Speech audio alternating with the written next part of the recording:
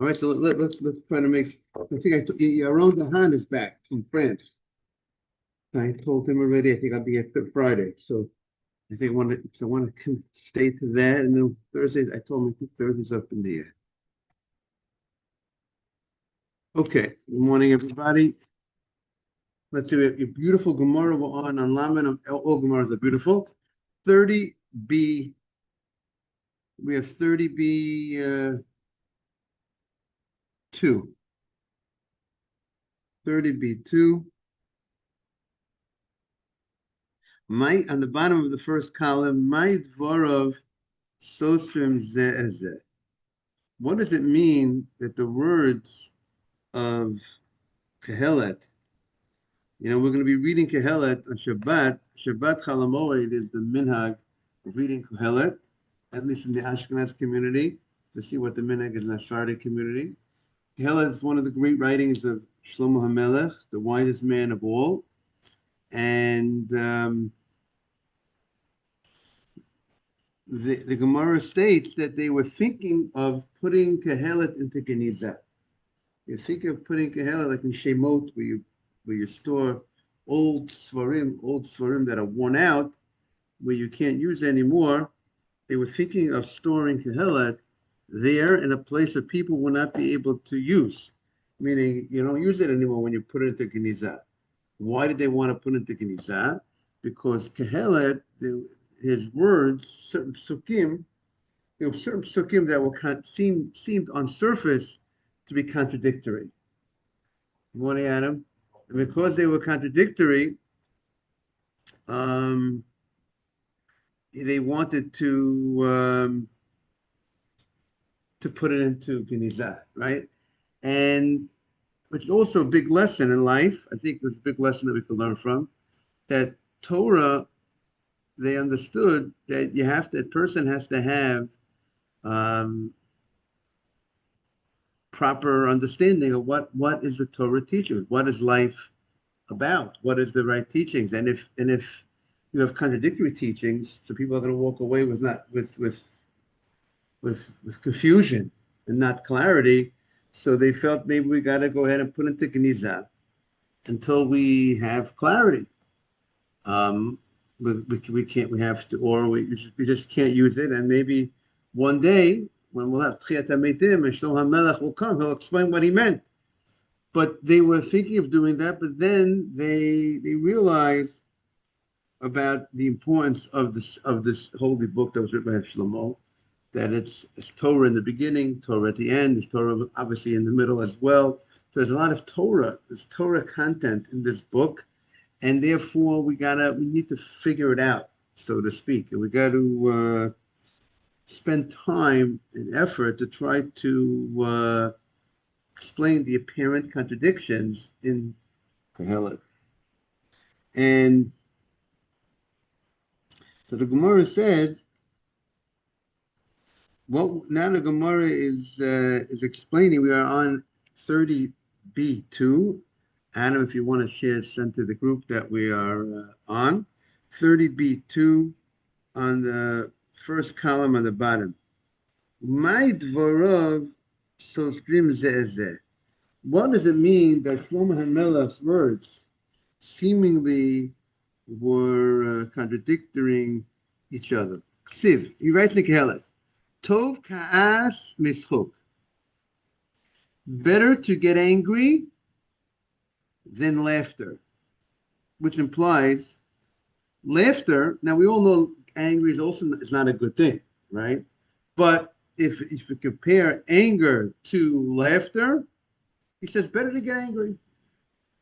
Anger is if I have to weigh which is a better thing, being a person getting angry is better than laughing. Laughing is worse, which seems to indicate laughter is very negative, right? On surface. Is that correct, Adam?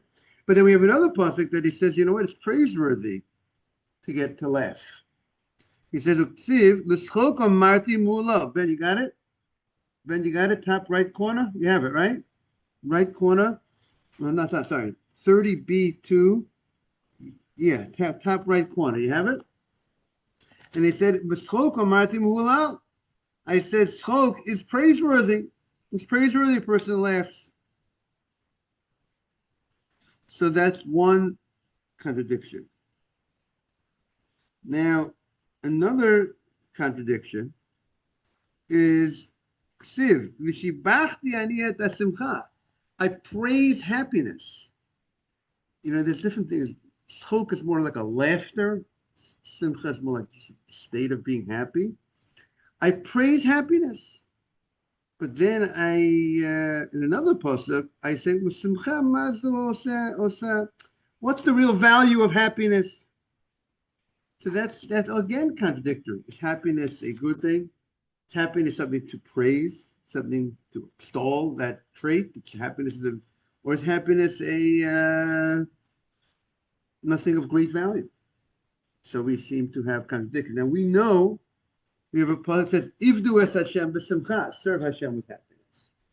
We know the Torah says that because the Jewish people didn't serve God with happiness, that's why they got into all this trouble. Judaism, what they didn't look at it as a happy thing, they look at it as a burden, a chore. So we see happiness, we know from the Torah itself. Torah itself points about happiness. We know the Levium in the Beis HaMikdash, they played music to help the Kohanim to be happy when they do the service. So we find a lot of places that happiness is a great thing. But here we have Shlomo Melech that says happiness, what's so special about happiness? And then he says, and then in one place he says, I praise happiness. Is happiness good or happiness bad? So we're getting mixed signals. What? Ah, very good. Okay. Great. What do you want to say, Adam?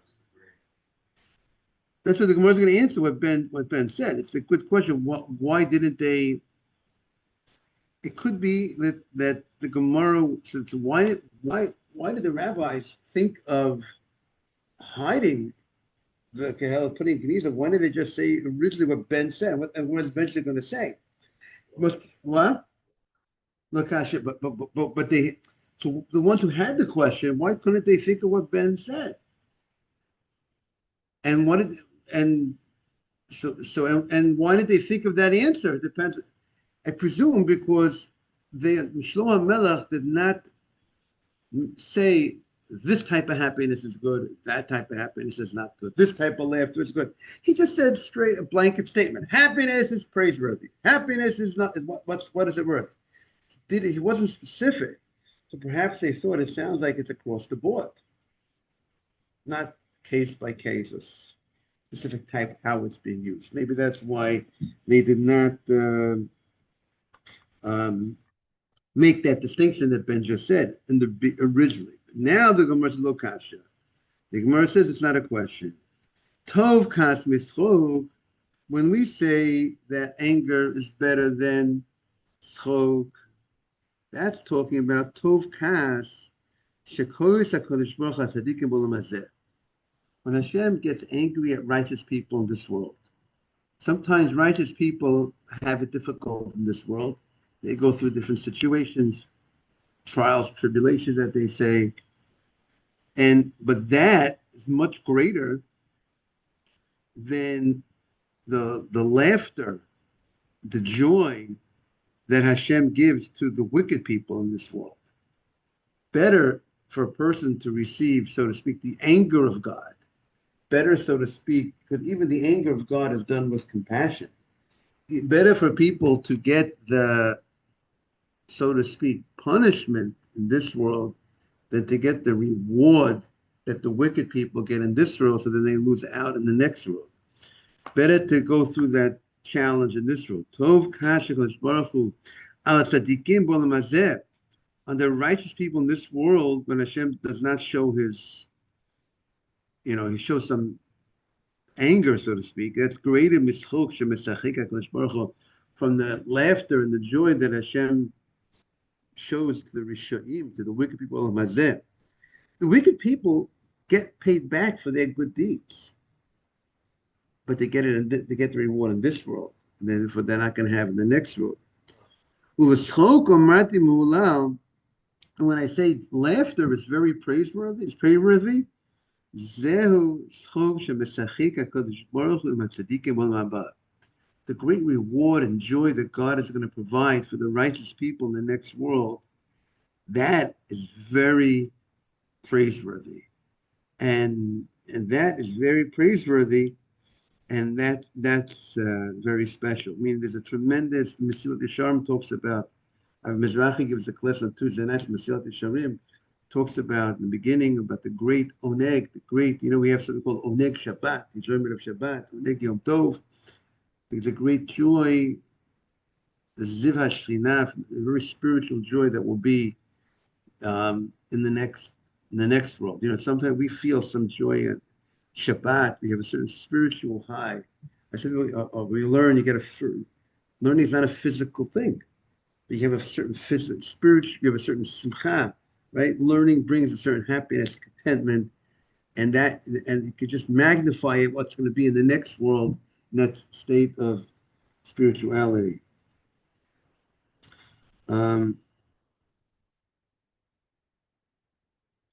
Hashem does not want the righteous people to have to be punished in the next world. He wants them to go to the next world, clean. So therefore, sometimes they get a little punished. They get some punishment in this world.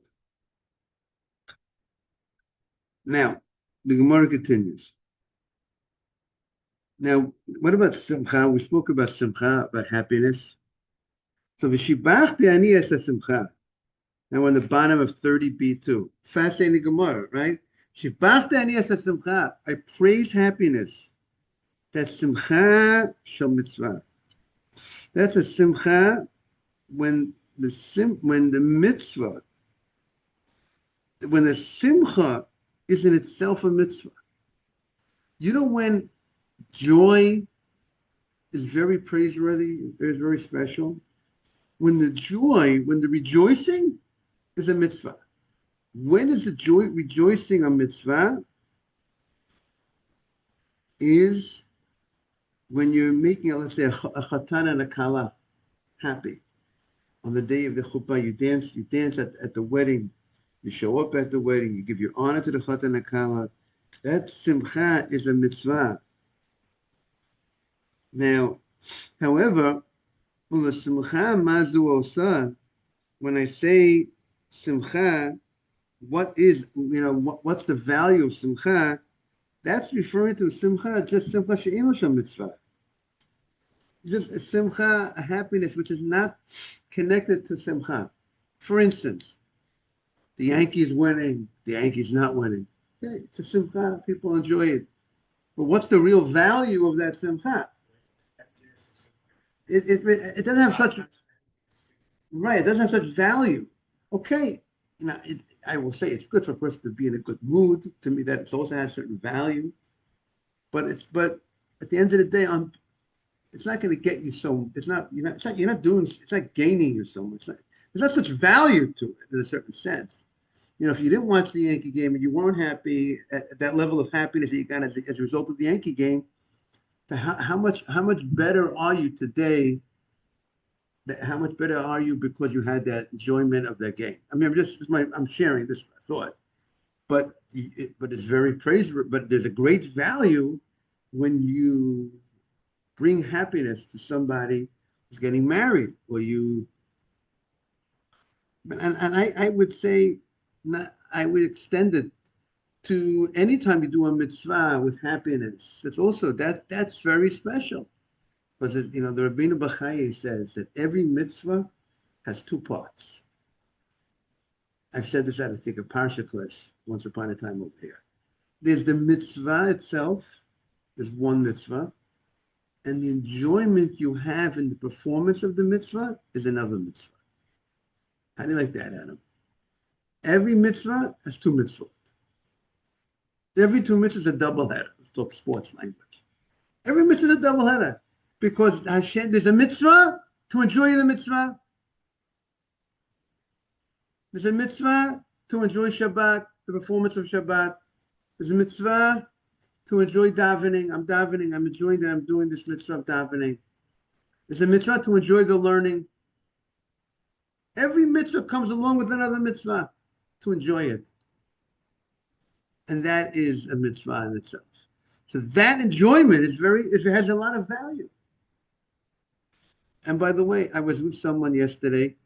I visited someone in jail about Tshuva. And that's the whole story because he was a student of mine. And I knew him after the crime already had, supposed the crime had already happened. And I only met him after that. He never told me in the beginning that there was this thing about that happened when he was not religious. He wasn't brought up in a religious home. And he said, he doesn't feel that, and he just made a siyum on Yom Kippur in the jail. And 9 Hasidim came in trailers on They came right before Yom Kippur. They stayed in trailers. They stayed there for the whole Yom Kippur and was able to they had a minyan in the jail. Yeah, they stayed in the parking lot, the trailers in the parking lot of the jail. This is upstate New York in Otisville State Prison. You're getting fresh news off the press. It's not really well known.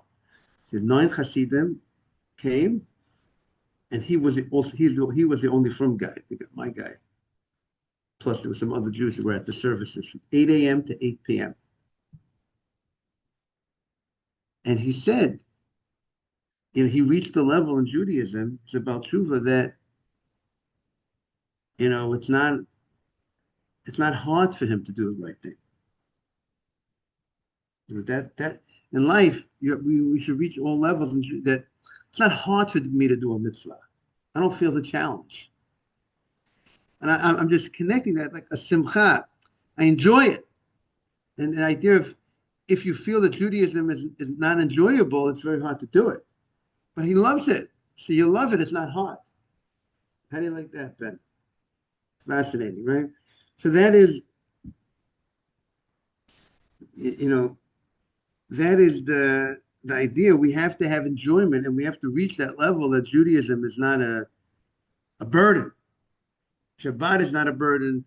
Being off my phone is not a burden. Whatever. I don't go on my phone, but it's hard for me. That's not. That means we're not where we need to be yet.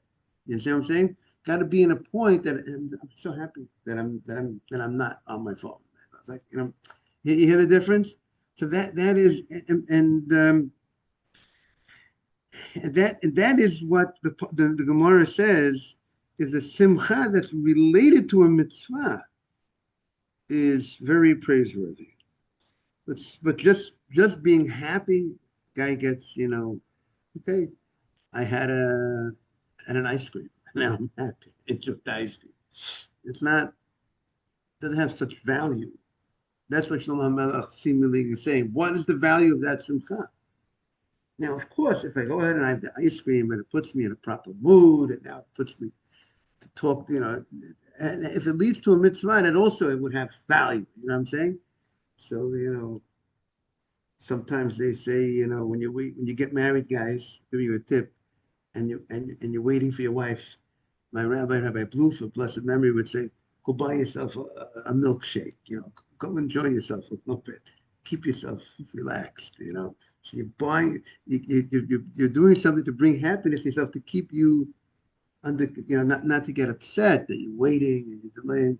And some people finish the whole Mishnayot, the whole Shisha said the Mishnah, but while waiting for their wife. So try to figure out how to. Okay, so now the Gemara continues. This teaches a very big lesson. This simcha is also teaching us she'ein hashchina shora, to have the divine presence.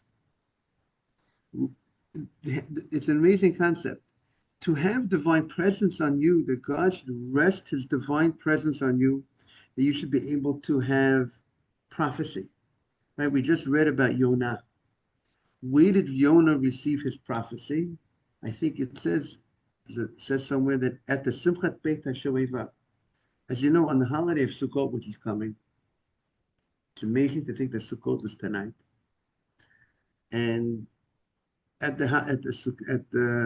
there's a great rejoicing during, as you know, there's something called the Simchat Beit HaShoeva, where in the Beit HaMikdash there was this whole ceremony that they would would draw water.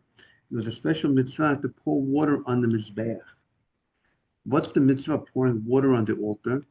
So it seems, as you know, at Sukkot is a time that we are judged about water. Different types of different holidays were judged on different items, different things. Pesach would judge on the grain. Sukkot would judge on the water. Let's say on Rosh Hashanah, some explain we would decree how much water we're going to get for the year, but how blessed the water would be, which parts of the world would get the water. And some explain that's decreed on Sukkot. Therefore, Hashem gave us many mitzvot related to water. The etrog, the lulav, these are agricultural products that need water. The hadassim, arvei nachal, the willows. These are things that need water, and we do mitzvot connected with things that grow by the power of water. Will be a merit for us that we should get a blessing of rain. We're already gonna say on Shmini Atzeret, we start saying Mashi Baruch Hamori Hashem, right? On Musaf, on Shmini Atzeret, we praise Hashem for the rain. We don't start asking yet for the rain, but we praise Hashem for the rain. But we want a good year of rain. So we do mitzvot connected with agricultural products, pouring on the mizbeach, and then this great celebration for this mitzvah of drawing the water. And Yonah was at one of those. Yonah HaNavi was at one of those celebrations. I think that's where he received his nevuah, because he was in such a state of happiness. And that's what the Gemara is saying now. She'ein Shechina Shorah. The divine presence does not rest. And also, by the way, I would say perhaps, it says a husband and a wife, there's a divine presence among them. But that's only, but if there's not peace, there's no divine presence. But here the Gemara says to have divine presence, if a person lo mitoch atzvut, not when a person is depressed. The Meiri says when a person is depressed, sadness closes the heart and closes the paths to serving Hashem. Depression creates blockages in a person, and therefore divine presence is not found there. Lo mitoch atzlut. When a person is lazy, because when a person is lazy, you don't focus in on what you need to do in life, and Hashem does not bring the divine presence of someone in that lethargic type of state. Lo mitoch schok. A person is just a joker. You're not in the right state of mind. Your mind is a joking type of mindset. And v'lo mitoch kalat rosh. It's also kalat rosh is a certain type of lightheadedness. V'lo mitoch sicha. Just a guy just idle conversation. The divine presence will not come over there during that a person's in that state. Ella, when does divine presence come? Mitoch dvar simcha shel mitzvah. When a person is in the simcha of mitzvah. Shenema, as the pasuk says, "At chuli menagain." I need somebody to play an instrument. And when this is talking about Elisha Hanavi, he needed someone to play music for him because he had gotten upset. He gotten upset at one of the Jewish kings that was still acting in his wicked ways, following the ways of Yeravam. And after he got upset at him, now I'm not in that state. I got upset. So therefore, I need to bring me into the right mood. So I need someone to play some music for me that will bring me into the right mood. Now I can get the divine presence. So I want to get prophecy, but I'm not in the mood. I'm not in the right state. They just got angry. The guy at the king of Israel who was doing idols or whatever that he was doing. I need to be in a certain state in order to go ahead and receive prophecy. So sometimes you got to have that artificial stimulation, if that's the right word, by having the music to serve. And by the way, and you could say that's the same thing, that maybe to ensure perhaps that the service of the Beit HaMikdash was done with such happiness, The Kohanim, Hashem made it that there's musical instruments and there's singers in the Beit HaMikdash. The Levium, they were singing, there were music, there was harps, and there was all different types of trumpets, different types of instruments in the Beit HaMikdash, in the Holy Temple, to show the importance of Beit Bachai says of service of Hashem with simcha. Two ways, because you get the simcha from the mitzvot, but at the same time, you need to make sure the mitzvot are going to be a simcha. Right, correct. So you need to be in the right mood sometimes to be, and you want to do the mitzvah with being in the right state of mind, right?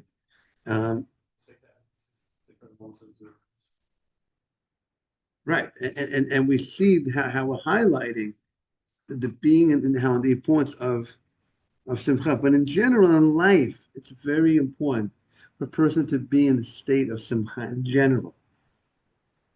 In general, it's important to be happy, content. We have the statement in Pirkei Avot, and we're saying, and then it says, and when the person was playing the music, then Hashem, the divine presence came to Elisha. We just said, we find it says in the Pirkei Avot, it says, Ezehu Asher, who's a rich man, Sameach b'chelko, be happy with what you have. But I think it's important to be always in a state of simcha. Meaning a person should feel, I'm so, it says you should be, how fortunate you are that you're Jewish. Chavav Adam, and how fortunate that you know that you're Jewish. You're created in the image of Hashem, that you have a godliness to you, that you have a neshama, that you're Jewish. Ashreichem, fortunate, you're a lot, Shalom Asani Goy. That Hashem, you didn't create me a guy, you gave me all these mitzvot. So there's so much a Jew to walk around knowing you have Hashem, knowing you have a God, knowing you have emunah. There's a lot a person should be in a state of happiness. I think the more it's brought down, the more emunah and the more bitachon the person has, the more confidence you have in Hashem, the more happy you could be in life, because you will worry much less. And when you recognize you have Hashem who's, so to speak, has your back, who's helping you, who's there, who's directing. And of course, you got to make moves, you got to make the right moves, but you know that Hashem is there to help you. So, and you know that there's certain things that are not in my hands. And knowing that Hashem is there. So it's important to be in general in the state of simcha. Maybe we have like about 10 minutes left. Maybe we just spoke a few minutes about sukkahs. Maybe we could handle some questions about sukkahs. Sukkah is brought down that's a unique mitzvah, that your whole body is involved in the mitzvah. Meaning, when you're in the sukkah, when you're in the sukkah, a lot of times you do a mitzvah, you say a bracha, right? The mitzvah is performed. Okay, it's through your mouth is doing the mitzvah, right? Hey, your whole body is in the, when you're sitting in a sukkah, your whole body is involved in, so to speak, is in the mitzvah. There's the idea the sukkah represents a protection, a shelter. You're going out of the house, you're going out to the elements, which I think Hashem gave us this mitzvah right after the holiday of Yom Kippur. There's almost no time from Sukkot, from Yom Kippur to Sukkot. There's 4 days, enough time to build your sukkah, to buy your food for Sukkot, to get your lulav and etrog, so to speak. There's no real time, very little time. Hashem gave like a few days, morning yourself, to organize yourself, right?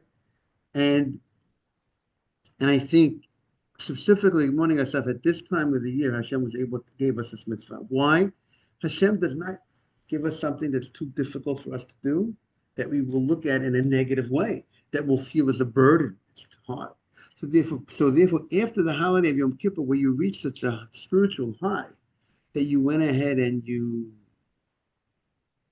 fasted, and you spend so much time with your prayers, and so on, now you're ready to appreciate this mitzvah of going out of your house. You're on your most highest spiritual high. So now I can ask you to leave your comforts of your house I can ask you to go into a sukkah.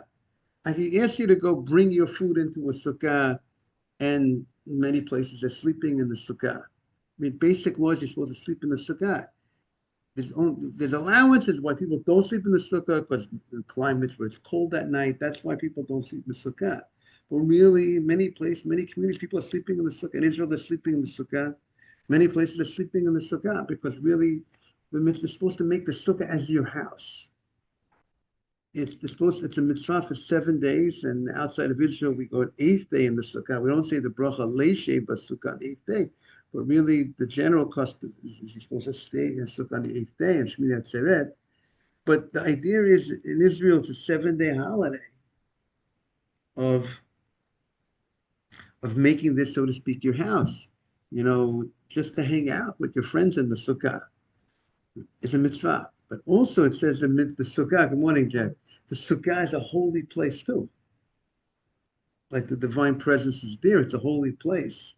So therefore, it's brought down how you treat the sukkah, how you conduct yourself in the sukkah, what you talk about in the sukkah. It's a very special place. So people should realize the holiness of a sukkah. In anything you eat or anything you drink in the sukkah, you get a mitzvah. Now, you might not be obligated to do all your drinking in the sukkah, right? But basically, you got to make sure any bread products, any mezonot products that you're having, you should have them in a sukkah. You shouldn't have anything you should stay away from having bread products or mezonot products outside the sukkah. Even chalamoed. Chalamoed this coming Thursday and Friday, you got to, if you want to have a sandwich, to eat it in the sukkah. And you would say Hamotzi lechem ben haaretz, and then you would say the bracha Asher Kishon Mitzvot V'Sivonu Leishev Basukkah. It's brought down that if those people who don't even have a cup of water outside the sukkah, that's praiseworthy. Some people that maybe the Hasidim, some people that won't even have water outside the sukkah. We're not asked. That's not to ask. Hashem doesn't ask. That doesn't require that. And perhaps, maybe it's in sync with what Hashem will not ask us to do something which is too difficult. Imagine you tell a person you can't have a cup of water outside the sukkah. You can have a cup of water, you can have a coffee, you can have a tea, you can have soda, you can have you can have that. There's a discussion, halacha, about wine. Can you have wine outside the sukkah or not? That you have to look into the halacha about. But general drinks, anything besides wine, there's no discussion. All fruit, you want to have as much fruit as you want outside. Maybe have a fruit party outside the sukkah. You know what I'm saying? But food is not something it's not a real meal food. Doesn't require sukkah. When you get into chicken and potatoes and morning and meat and all those type of things, when so that's more of a meal food, then you get into more of a discussion. But it's not mezonot, it's not hamotzi. That's an area that's you got to look into what the different communities, what their custom is on that. But you know what I'm saying, that becomes the middle area. You have certain things that there's no question about.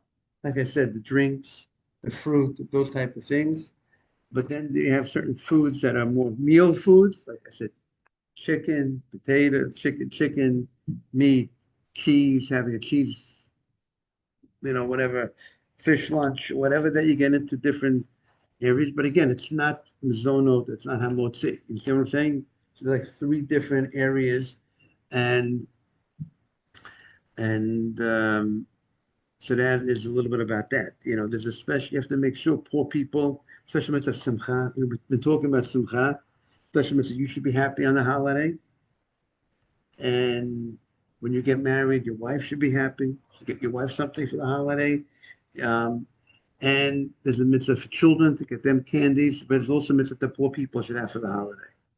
So therefore, you have to make sure that you gave something to someone who's poor that he should be able to have for the holiday. So it's also, I think it's a beautiful idea that we see every time that we have a mitzvah to rejoice, it comes with a mitzvah that the poor Jewish people should also enjoy We find that by as well by Purim, right? There's a mitzvah of Simcha on Purim, right? You should rejoice on Purim. We have the mitzvah Matonat Levionim to give to the poor people. But I think the rabbis, I would like to say, took that. They learned that from the Torah's mitzvah that you should rejoice in the poor people, the widow. The Torah told that the widow, the orphan, the convert. These are people that don't have, and to make sure that they have for the holidays. So that's another. Then there's another thing that good morning that the Torah says. The Torah says, "I want you to sit in a sukkah to remember. I want the generations to know, ki basukot hoshafti et bnei Yisrael. When I came out of Egypt, I placed you in sukkot. What were these sukkot that Hashem placed us when we came out of Egypt? He placed us in. There's two opinions in the Gemara, but the main opinion that we go by is he placed us in these. He had kiki with these clouds that protected us. The clouds, good morning, David. The cloud they called Ananei HaKavod. They protected us. Imagine men, women, children, old people making it in a desert and very difficult desert. Not an easy desert. Desert with there was protection from the heat of the day and the coldness of the night. That was the Ananei HaKavod. And we want to, and that was like it was some sort of hovering over us, and therefore Hashem wants us to remember that protection. That we should go ahead and make a sukkah. So when you're sitting in the sukkah, you're supposed to be thinking about those miracles that happened over there in the desert, and remember those miracles, and also remember the miracles that are happening for us every day as well. But the mitzvah is to remember those miracles. And remember, we're always under the protection of Hashem. We should always have that protection. I want to wish everyone a beautiful Chag Sameach. I'll be back Friday. Okay, Thursday, we'll see about Thursday. Anna will touch base about Thursday, but we're confirming now for Friday. Okay, have a great Chag Sameach. You too. You too. You want to report?